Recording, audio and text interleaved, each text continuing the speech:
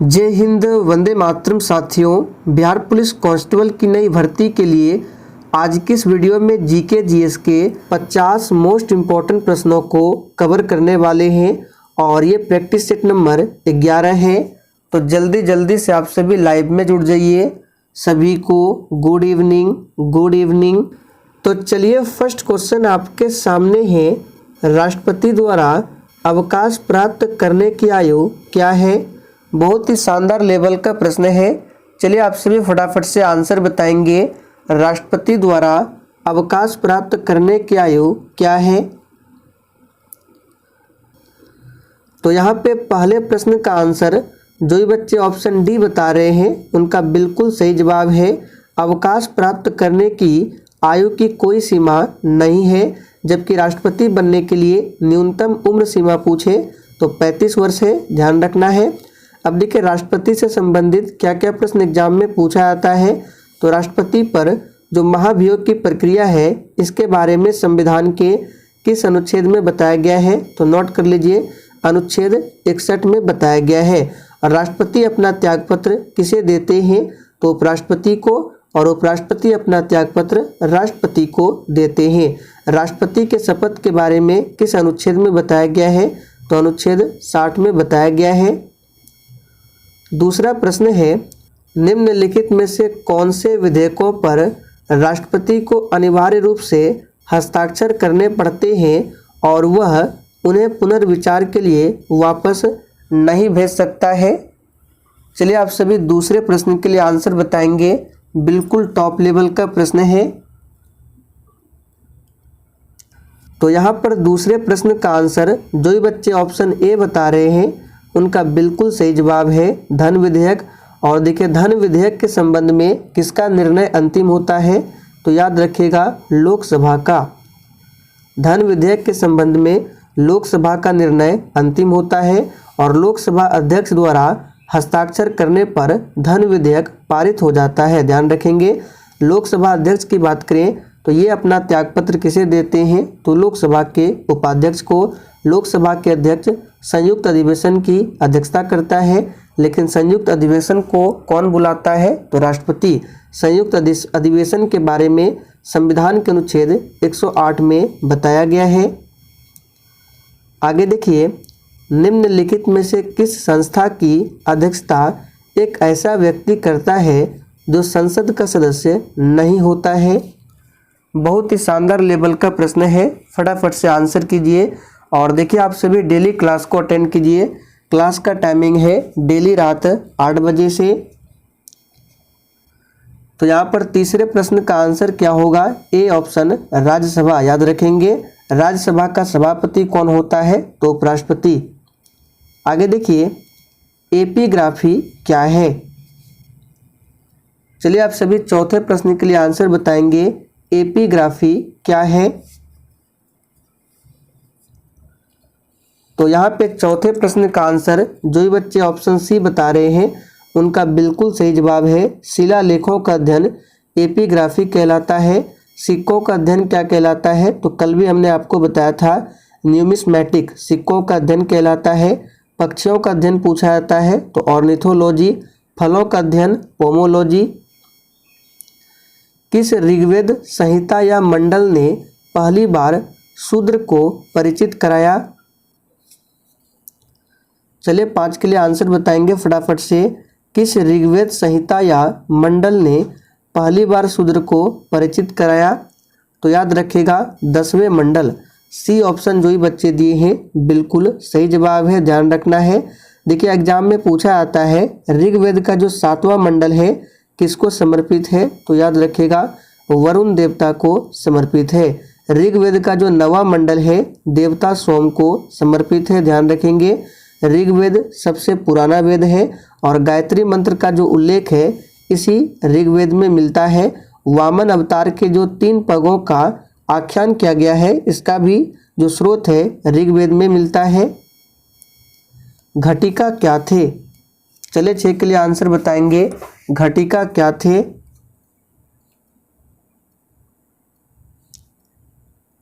तो यहाँ पर छठे प्रश्न का आंसर क्या हो जाएगा? उच्च शिक्षा के ब्राह्मण संस्थान। देखिए पल्लव के शासनकाल में उच्च शिक्षा के ब्राह्मण संस्थान को घटिका कहा जाता था, ध्यान रखेंगे। अब देखिए पल्लव वंश की बात करें तो आपसे प्रश्न पूछा जा सकता है पल्लवों की राजधानी कहाँ थी, याद रखिएगा कांची। पल्लवों की राजधानी कहाँ थी, कांची। पल्लवों की राजभाषा क्या थी, संस्कृत। पल्लव वंश का संस्थापक कौन था, सिंह विष्णु। सिंह विष्णु यहाँ पे लिख देते हैं, पल्लव वंश के संस्थापक थे।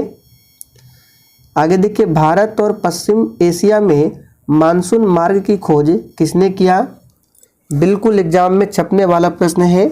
और देखिए प्रश्नों के साथ हम आपको जितने भी एक्स्ट्रा फैक्ट को बताएंगे आपको ध्यानपूर्वक सुनना है, और अगर आप लोग लिखना चाहें तो लिख सकते हैं, इससे आपका नोट्स तैयार होगा।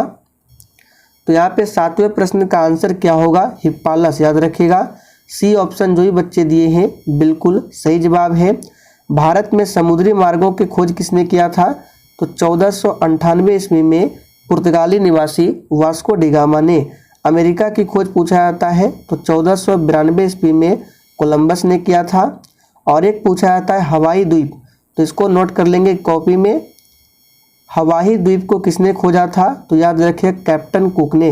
यहाँ पे नाम लिख देते हैं, कैप्टन कुक ने 1770 में हवाई द्वीप समूह की खोज किया था।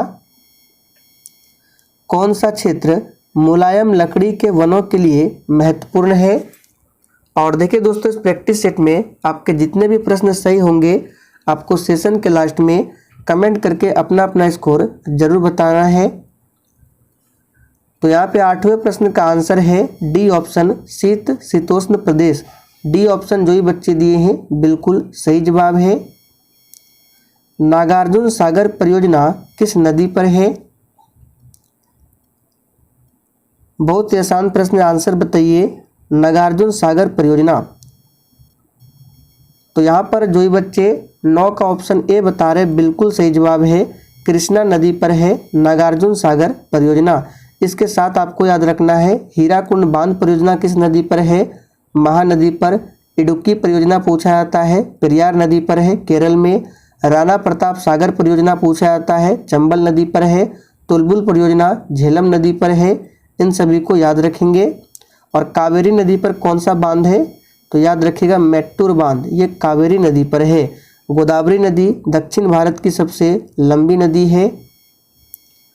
भारत में पूर्वी तट पर स्थित कौन सा पत्तन प्राकृतिक पत्तन नहीं है। पत्तन का मतलब बंदरगाह होता है, तो आपको बताना है पूर्वी तट पर स्थित जो बंदरगाह है इसमें से कौन सा प्राकृतिक बंदरगाह नहीं है।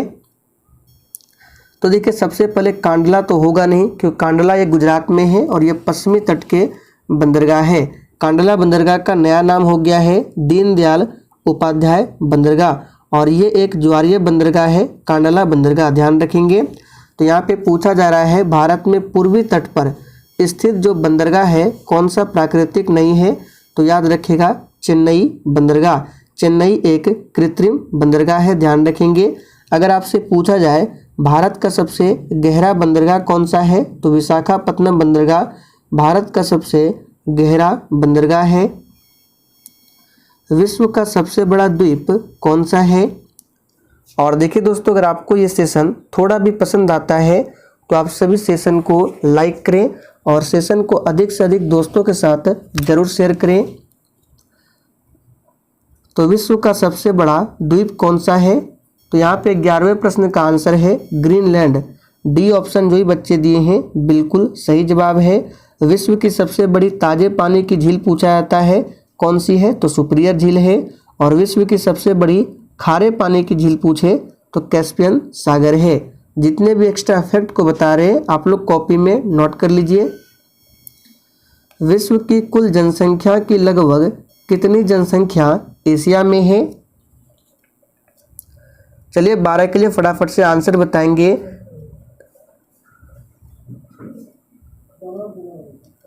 तो विश्व की कुल जनसंख्या की लगभग कितनी जनसंख्या एशिया में है, तो याद कर लीजिए 2/3।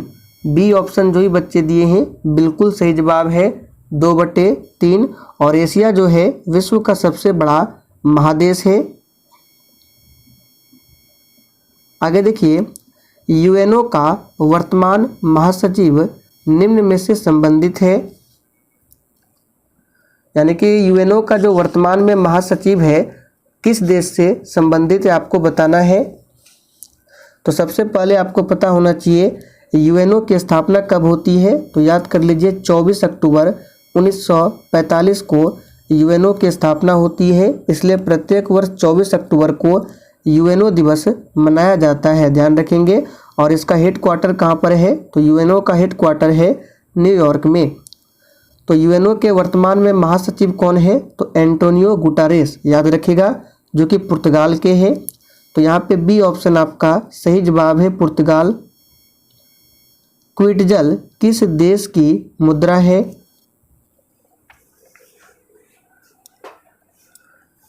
तो देखिए क्विटजल जो है ये किस देश की मुद्रा है? तो याद रखिएगा सही जवाब है बी ऑप्शन, ग्वाटेमाला देश की मुद्रा है क्विटजल। आगे देखिए, वयस्कों में श्वेत रुधिर कोशिकाओं यानी कि WBC और लाल रुधिर कोशिकाओं यानी RBC, इसका औसत का अनुपात आपको बताना है। इस प्रश्न को मार्क कर लीजिए, एग्जाम के लिए काफ़ी ज़्यादा इम्पोर्टेंट है।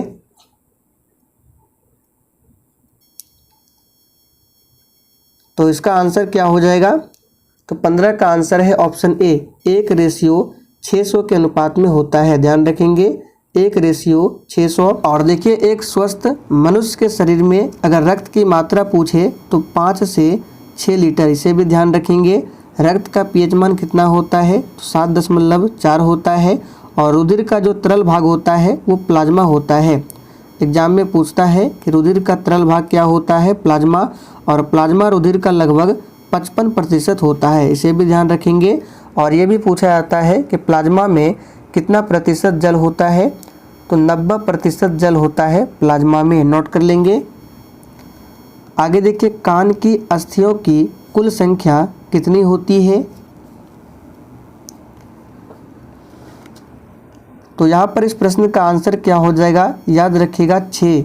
जो ये बच्चे सी बता रहे हैं बिल्कुल सही जवाब है। कान की अस्थियों की कुल संख्या 6 है।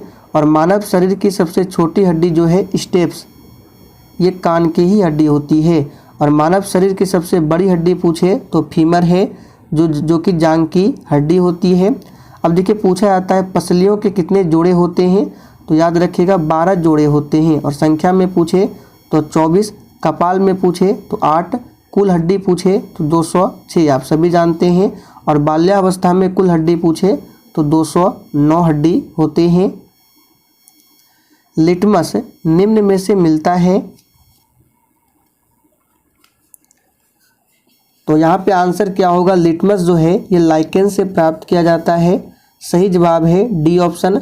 और अम्ल का जो जलीय विलयन होता है नीले लिटमस को लाल में बदलता है। और क्षार का जो जलीय विलयन होता है लाल लिटमस को नीला में बदलता है, ध्यान रखेंगे। कवक का अध्ययन माइकोलॉजी कहलाता है, शैवालों का अध्ययन फाइकोलॉजी कहलाता है, ध्यान रखेंगे। विश्व की पहली महिला अंतरिक्ष पर्यटक इनमें से कौन है?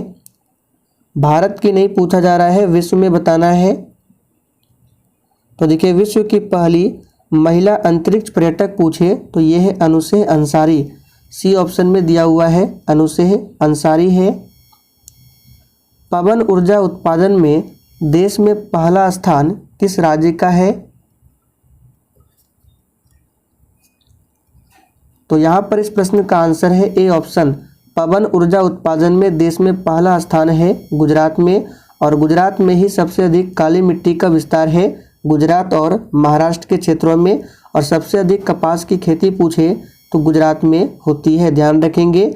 और रबड़ का सबसे अधिक उत्पादन पूछे तो आप सभी जानते हैं केरल में। थोरियम सबसे ज़्यादा कहाँ है? केरल में। जजीरा एयरवेज किस देश के विमान सेवा है? चलिए आंसर कीजिए, जजीरा एयरवेज किस देश की विमान सेवा है? तो याद रखिएगा 20 का आंसर है बी ऑप्शन, कुवैत। उवाला निम्नलिखित में से किस अपरदन कारक का प्रतिफल है? तो देखिए उवाला जो है ये भूमिगत जल का अपरदन कारक का प्रतिफल है। तो याद रखिएगा ए ऑप्शन आपका सही जवाब है। भूमिगत जल अपरदन कारक का ये प्रतिफल है उबाला। निम्नलिखित में से किस अफ्रीकी देश में रेल मार्ग नहीं है? चलिए 22 के लिए आंसर बताएंगे। किस अफ्रीकी देश में रेल मार्ग नहीं है? तो याद रखिएगा अफ्रीकी देश नाइजर में रेल मार्ग नहीं है। किश्तवाड़ा शहर किस नदी के किनारे स्थित है? चलिए 24 के लिए आंसर बताएंगे। और देखिए प्रमुख शहरों के नाम याद रखना है। जैसे उज्जैन पूछा जाता है तो उज्जैन आप सभी जानते हैं क्षिप्रा नदी के किनारे है। अयोध्या पूछा जाता है सरयू नदी के किनारे है। कोलकाता हुगली नदी के किनारे है। लखनऊ पूछे तो गोमती नदी के किनारे है। यहाँ पे किश्तवाड़ क्या होगा आंसर? झेलम नदी के किनारे है। जैन धर्म और बौद्ध धर्म में सैद्धांतिक मतभेद क्या है? चलिए 25 के लिए आप सभी आंसर बताएंगे। देखिए जैन धर्म की बात करें तो इसमें टोटल 24 तीर्थंकर हुए हैं, जिसमें पहले तीर्थंकर का नाम पूछा जाता है ऋषभदेव। 23वें तीर्थंकर का नाम पार्श्वनाथ है और 24वें और अंतिम तीर्थंकर का नाम है महावीर स्वामी। महावीर स्वामी के बचपन का नाम क्या था? तो वर्धमान, इसे भी ध्यान रखेंगे। और जैन धर्म में ईश्वर की मान्यता नहीं थी, जैन धर्म में आत्मा की मान्यता थी, ध्यान रखेंगे। और बौद्ध धर्म की बात करें तो बौद्ध धर्म के संस्थापक कौन है? आप सभी जानते हैं गौतम बुद्ध है। गौतम बुद्ध के बचपन का नाम क्या है? सिद्धार्थ। और गौतम बुद्ध को एशिया का ज्योतिपुंज भी कहा जाता है। और बुद्ध ने जो सर्वाधिक उपदेश दिए थे किस भाषा में पूछा जाता है? तो नोट कर लेंगे, पाली भाषा में भगवान बुद्ध ने उपदेश दिए थे। यहाँ पे पूछा जा रहा है सैद्धांतिक मतभेद क्या है? तो अष्टांगिक मार्ग का अनुसरण। ए ऑप्शन आपका सही जवाब है। कार्बोरेंडम क्या है? चलिए 26 के लिए आंसर बताइए फटाफट से। कार्बोरेंडम क्या है? तो याद रखिएगा सिलिकॉन कार्बाइड। सी ऑप्शन जो भी बच्चे दिए हैं बिल्कुल सही जवाब है। 73वें संविधान संशोधन अधिनियम के अनुसार पंचायत के भंग होने की अवस्था में चुनाव अनिवार्य रूपेण खाली स्थान की अवधि में होती है।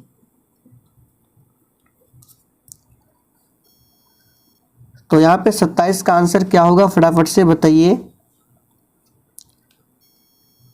तो सही जवाब है सी ऑप्शन 6 माह। याद रखिएगा 6 माह की अवधि में होता है। 73वां संविधान संशोधन के तहत ही पंचायत को संवैधानिक दर्जा दिया गया था, ध्यान रखेंगे। और इसी संशोधन के तहत संविधान में 11वीं अनुसूची को जोड़ा गया था। दूरदर्शन पर पहली बार टेलीफिल्म दिखाई गई थी। तो देखिए दूरदर्शन पर पहली टेलीफिल्म जो है सदगति दिखाई गई थी। कब? तो 13 अप्रैल 1987 को, जिसका निर्देशन किया था सत्यजीत राय ने। अगर आपसे पूछे प्रथम स्वदेशी फिल्म कौन सा था? तो राजा हरिश्चंद्र, जिसके निर्माता थे दादा साहेब फाल्के। चांदी का सिक्का सर्वप्रथम किसने चलाया था? और देखिए जिसने अभी तक सेशन को लाइक नहीं किया है फटाफट से आप सभी सेशन को लाइक करें। इसका पीडीएफ आपको टेलीग्राम पर मिल जाएगा। तो चांदी का सिक्का सर्वप्रथम किसने चलाया? तो याद रखिएगा शेरशाह सूरी ने। सही जवाब है सी ऑप्शन। शेरशाह सूरी का मकबरा कहाँ है? तो बिहार के सासाराम में है। सिकंदर लोदी को याद रखना है, इन्होंने आगरा शहर की स्थापना की थी 1504 में और 1506 में इन्होंने आगरा को अपनी राजधानी बनाया था। घाघरा का युद्ध कब लड़ा गया था? तो यहाँ से आपको 3 से 4 इंपॉर्टेंट युद्ध बताते हैं जो एग्जाम में पूछा जा सकता है। पानीपत का प्रथम युद्ध पूछे तो 1526 में हुआ था बाबर और इब्राहिम लोदी के बीच में, जिसमें बाबर विजयी हुआ। खानवा का युद्ध पूछता है 1527 में हुआ था बाबर एवं राणा सांगा के बीच में और इसमें भी बाबर की विजय हुई थी। उसके बाद चंदेरी का युद्ध पूछा जाता है जो कि 1528 में होता है चंदेरी का युद्ध और इसमें भी बाबर की जीत होती है।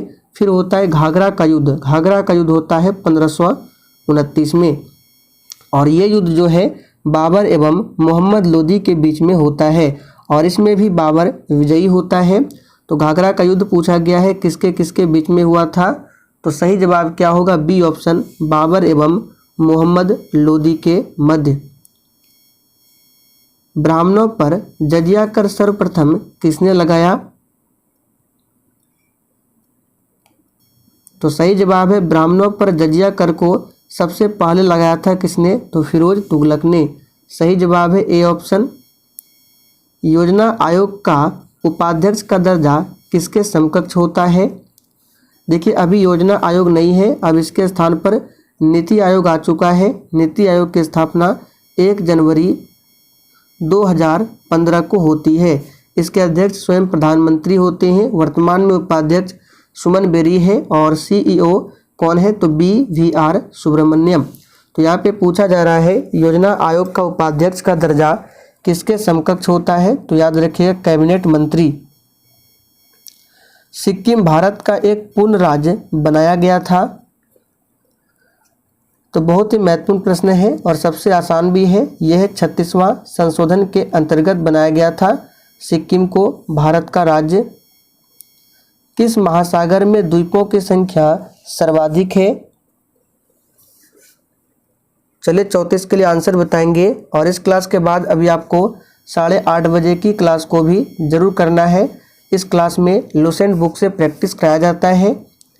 तो यहाँ पे आंसर क्या होगा? याद रखिएगा प्रशांत महासागर। तो सही जवाब है ए ऑप्शन।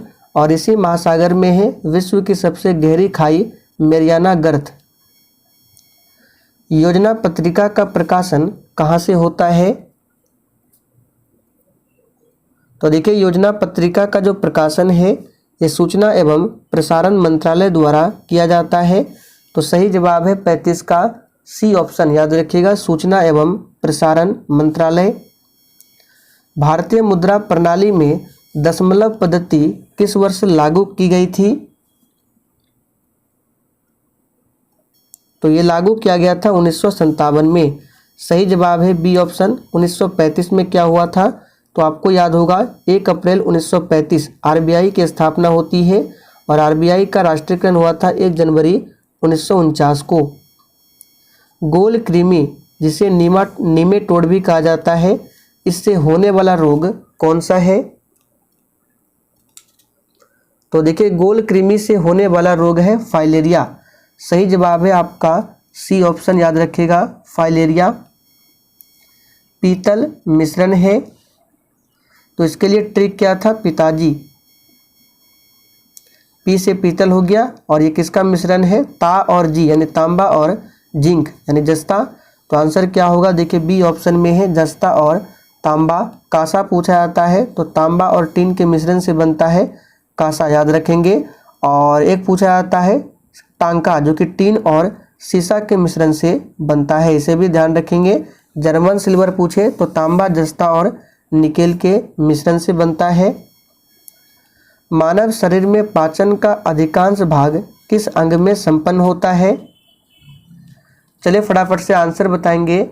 मानव शरीर में पाचन का जो अधिकांश भाग है किस अंग में संपन्न होता है?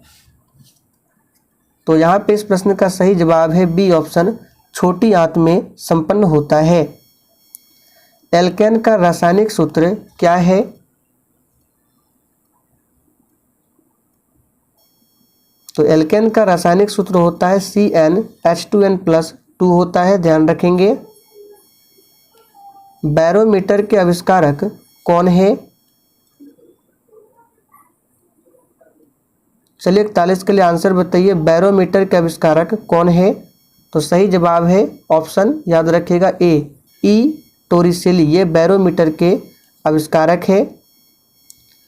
पूर्व पश्चिम गलियारा में पूर्वोत्तम भाग है।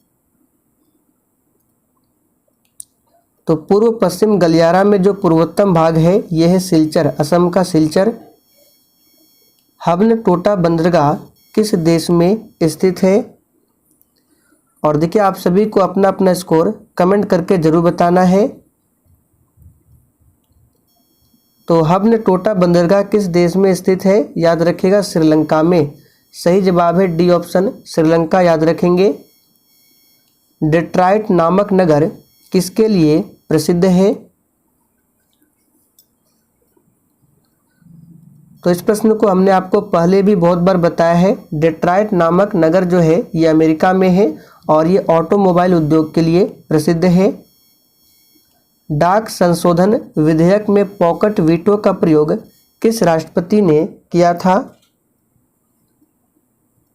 तो ये किया था ज्ञानी जैल सिंह ने। सही जवाब है B option, doctor Rajendra Prasad प्रथम राष्ट्रपति थे। महाराजा धीराज की उपाधि अपनाने वाला पहला गुप्त शासक कौन था?